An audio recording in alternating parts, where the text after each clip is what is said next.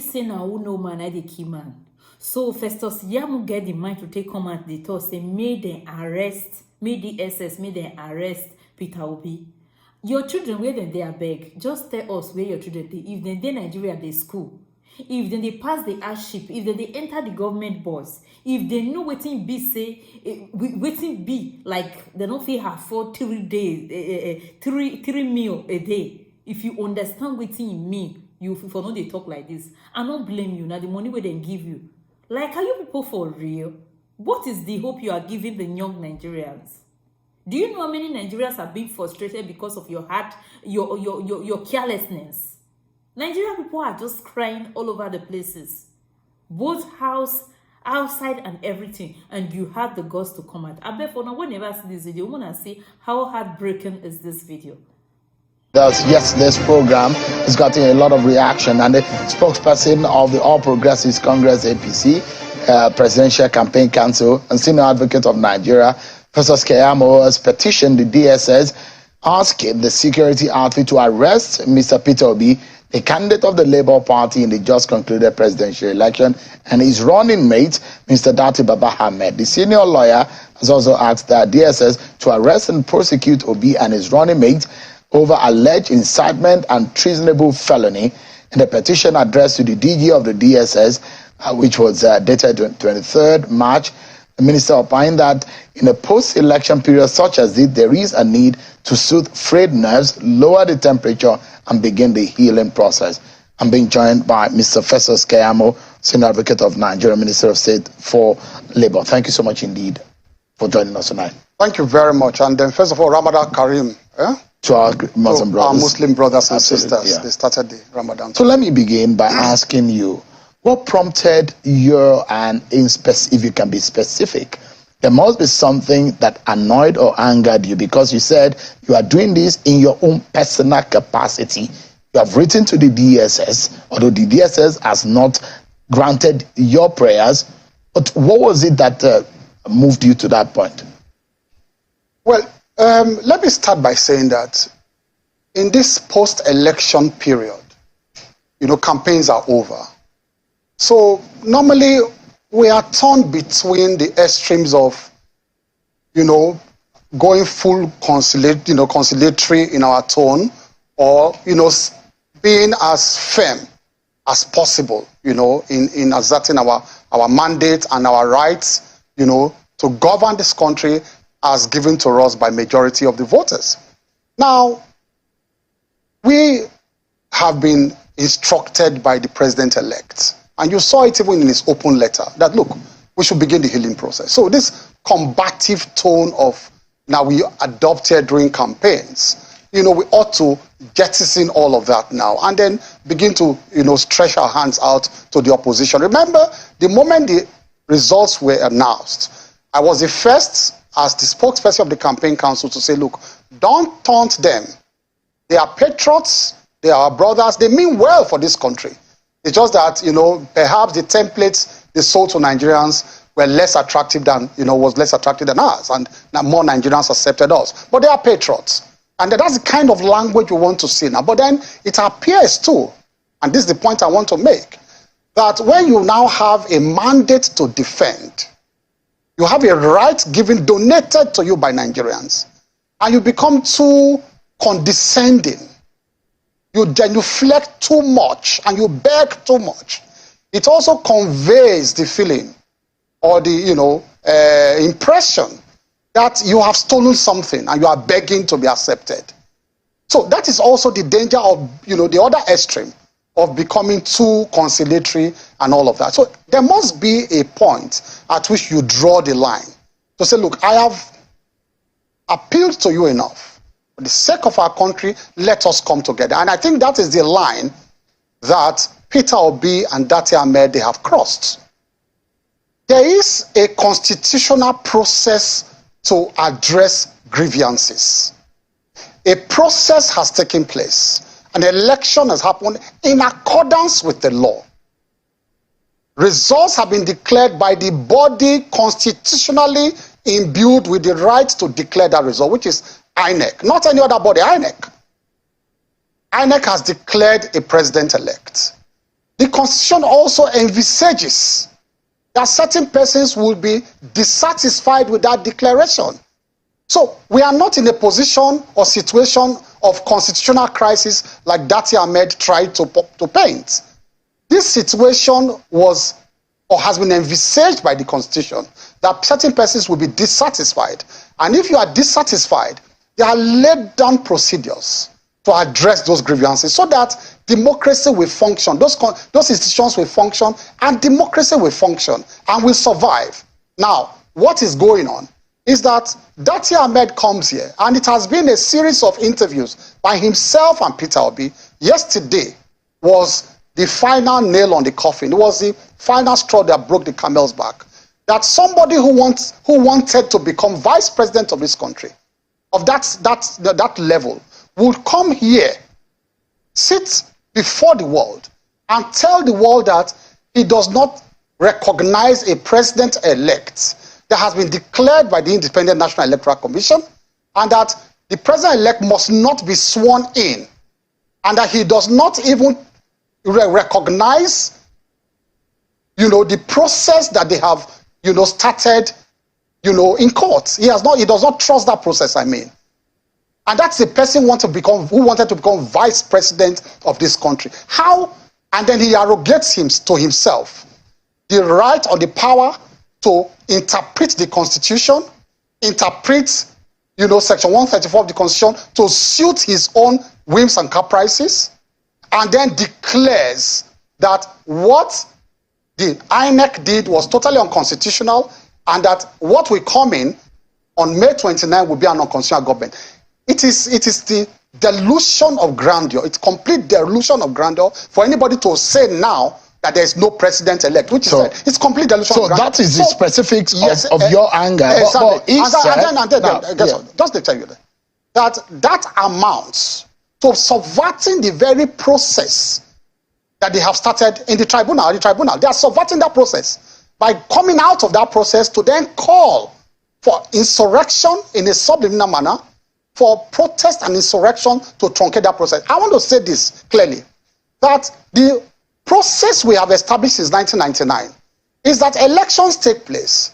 People are sworn into office, but those who have grievances are given the right to continue their grievances, air their grievances in court. And some months into their tenures, if the judgments come in, they are removed from office. So there is nothing so serious that he came to raise here yesterday about swearing in somebody who has been given a certificate of return. Himself, Babat Dati Ahmed himself, was removed from office twice. He stole people's mandates. And I'm not saying anything gross. It is judicial pronouncement that you stole a mandate. He was sworn in as a senator, was he not? He accused your party of stealing. But hold on. But he was sworn in. And I'm asking. Let me finish. Let me finish this sentence. He was sworn in as a senator. But the person who was challenging his victory continued his case in court. Another CPC, under the same Buhari that is abusing now, he rode under his wings, purportedly won a Senate seat in Kaduna, was sworn into office. Nobody said he shouldn't be sworn in at that time. But he was carrying a stolen mandate. And at the end of the day, there was judicial, pronouncement, and Baba that time was removed from office. Why is he opposed to that same procedure that he benefited from? In our own case, it is not an admission that our election was flawed, was totally flawed to the extent that it substantially affected, the result of the election. No, I'm not admitting that. I'm not saying that this is a procedure we have since established in 1999. So why? So you think that the election was flawed? Oh, what? You think that the election was flawed? No. I'm saying that it was not flawed to the extent. But it was flawed. No, in some areas there were infractions in areas. In the southeast. But the allegations are that in the southeast. In the southeast there were flaws. That in the southwest there were some flaws. That the victory of your party is illegitimate because they believe that there were a lot of voter suppression and in fact it's a stolen mandate. Those are the words of the opposition. Who has the right? Who has the right to make that determination? You were asking him yesterday. Institutions must function. How can someone who is a participant in the process now arrogates on himself the right to be the judge and the jury and the accuser and you are a participant in the process. In fact, yesterday I heard one of the strangest sentences I've heard as a lawyer. You know that sentence he came here to say, and I'm not surprised because he's not a lawyer, but he runs an institution. He said, this section of the Constitution comes interpreted. You heard that yesterday. That, no, you don't need to bother. This section comes interpreted. I have never heard that in my life. What I have heard from my life as a law student is that the right to interpret provisions of the Constitution lies in the judiciary, and that's why you have a tripod. And I'd like to get your own interpretation.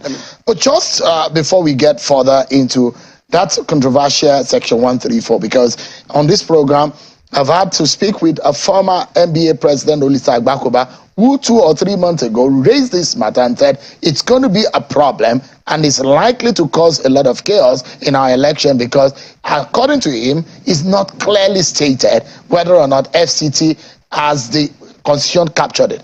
But let me ask you, what he said, part of what he said, and part of what the opposition has said is that when you tell people to go to court, it then means something, that you steal something from them, and you are asking them to go through a process in which you are predetermined or you have your way around that process. So just hang on. That is one of the interpretations of go to court coming from your camp. Just hang on a minute. If I don't say go to court, what will I say?